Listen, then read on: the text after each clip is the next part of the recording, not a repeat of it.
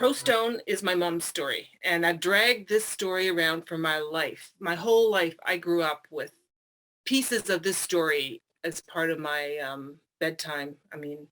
As a kid, my parents immigrated to Canada in the mid 50s. And when I was growing up in the Winnipeg suburbs, sunny St. James, I didn't want to hear anything about my funny parents. My dad had been in the Luftwaffe, my mom had been born in Ukraine. I wanted to be Canadian like everybody else. So I was quite ashamed.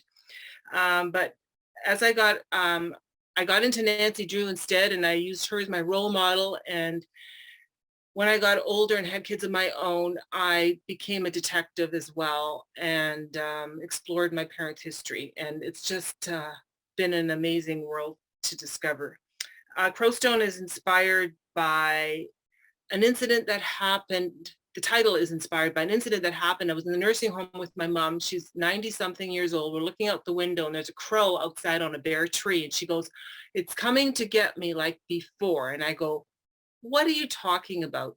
And that is how I built the story Crowstone, around that crow incident that ended up happening in the Ural Mountains when she was a POW.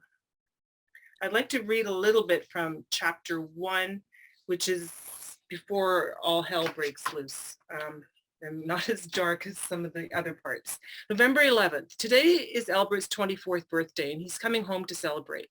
Well, not home, but what's become home, Königsberg, here in East Prussia.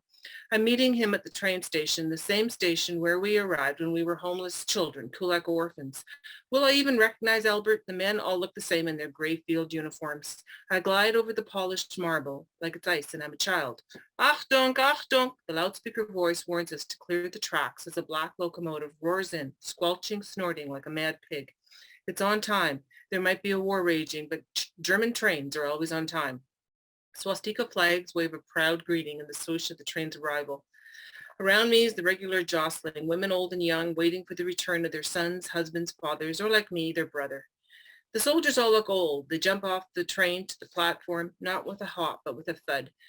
Heavy, dirty boots land on home territory with the weight of the war in their souls. Children run up to papas. Old women hug young men. Lovers share kisses. There he is. Dear Albert, my only brother, over here. I wave my arms.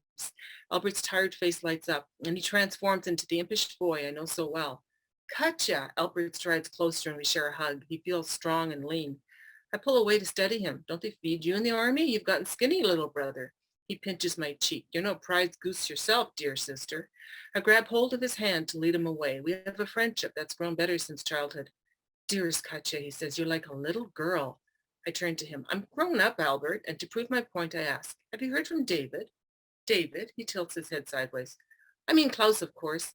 Many Aryans with Jewish-sounding names changed them a few years back, but it's David who stole my heart, not the Klaus he's morphed into. I haven't received a letter from him in weeks. It's a mess out there, Katya. Even a horse medic is in danger. I stop swinging my brother's hand. The crowd becomes a blur and its noises swirl around me. Albert releases my hand and steers me along by my elbow. Let's get out of here. We pass long lines of knapsack-carrying soldiers queuing up to board trains, their furloughs over. That'll be me in 2 days. Don't think about tomorrow, not now. Today we celebrate.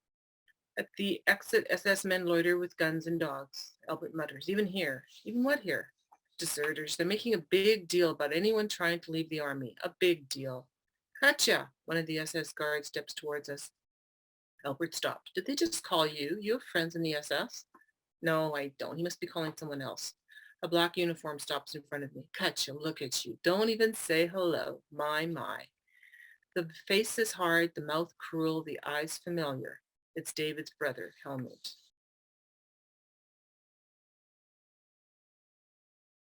Crowstone is structured into 2 parts with the help of Robin So, my amazing editor. The first half is set in East Prussia during the final months of the Third Reich, and then the second half is set in the Soviet Union, where Katya, my protagonist, is forced to work as a POW in the Ural Mountains, almost 1,800 kilometers east of Moscow. So East Prussia no longer exists. It was divided up after the war amongst Lithuania, Russia, and Poland. And Crowstone focuses on what is now the Kaliningrad area, the most western enclave of Russia. The second half of the book is set in the open pit mines of the Urals in the Chelyabinsk area, once known as Tankograd because of the tank industry that Stalin established there. It's a heavily industrialized zone, safe from any potential invaders.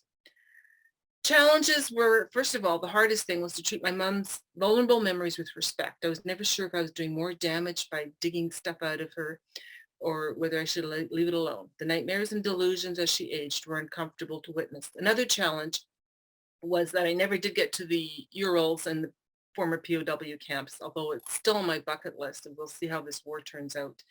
And also, it was really hard to research the East Prussian area because that area has been depopulated by Germans and renamed by the Russians. And so the things, I had to do a bit of matching up there.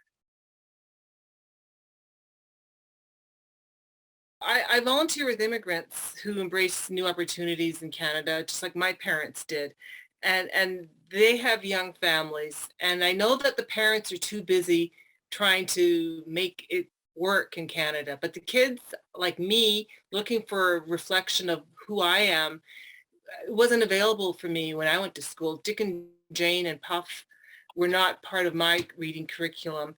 And I know that I wanted to find that reflection in books. And I think that is the way that kids find their self-identity, is through reading the history of their own families.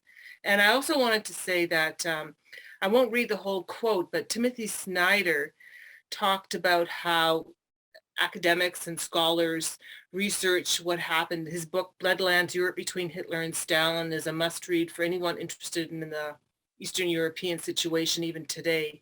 And I'll just say the end of it. He says that it is for us as scholars to seek these numbers and put them into perspective. It is for us as humanists to turn the numbers back into people. And I'd like to continue his thoughts with these words. It is for us as writers to turn these people into stories. Why? Because my favorite quote of all times is Rudyard Kipling, who says, if history was told in the form of stories, it would never be forgotten. And I think it's that what motivates me.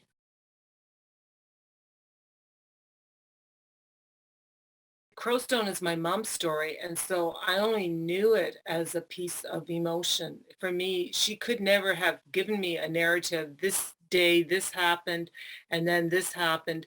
I had to figure that out because for her, it was just a mumble of emotions, of paranoia, of fear, of humbling, of shame. So the people that are living the history right now, what's happening in Ukraine, those people aren't looking at the big picture. They're trying to find food, or they're trying to get a place to live where they're not going to get bombed. So we as story writers get to look at the big picture, but it's all very much about an emotional human activity.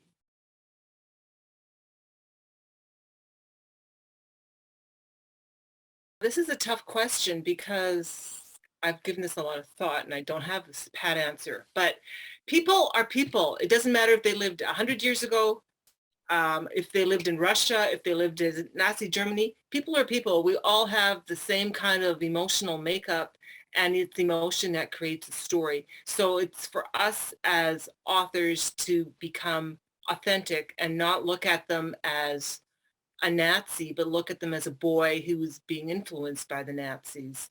And I think that has to come first, the humanity.